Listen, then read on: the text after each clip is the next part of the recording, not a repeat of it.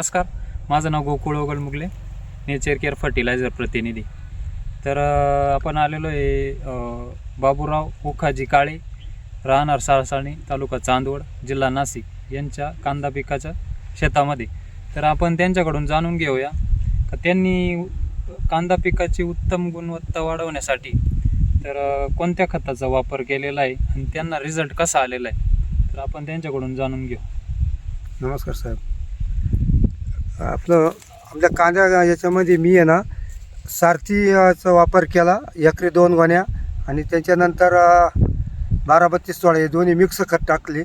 पण एक खतामुळं माझ्या कांद्याची साईज एकसारखी कांदा आताही बी काढायला सारखी साईज आली आणि एकदम आज कांदे काढायला आले तरी कांद्याची काळुकी अजून टिकूनच आहे. शेजारी जे लागवड करेल होते त्यांनी आणि मी एका दिवशी लागवड केली, पण त्याचे कांदे पिवळे झाले आणि माझे कांद्याची काळुकी आजही टिकून आहे. म्हणजे असं सारथीचा मला फायदा झाला बा, असं सारथी या खताचा. तुम्ही बाकीच्यांना काय सांगू शकता बा, सारथी वापरायला पाहिजे किंवा रिझल्ट कसे आहे त्याचे, तर बाकीच्या शेतकऱ्यांना काय मार्गदर्शन करू शकता तुम्ही? सारथीचा रिझल्ट मी त्याला आधी नाही म्हणत होतो, ते म्हणे तुम्ही सारथी वापरून पहा. पण मी म्हणलं बा जाऊ द्या, तुम्ही म्हणते तर मग घेऊन पाहतो. पण ते सारथी खत वापरल्यामुळं कांद्याची साईज एकसारखी झाली. आजही कांदे 3 महिने झाले पण पूर्ण कांदे सरलाट काढायला आले आणि कांदे काढायला आल्यानंतर कांद्याची काळुकी टिकून आहे.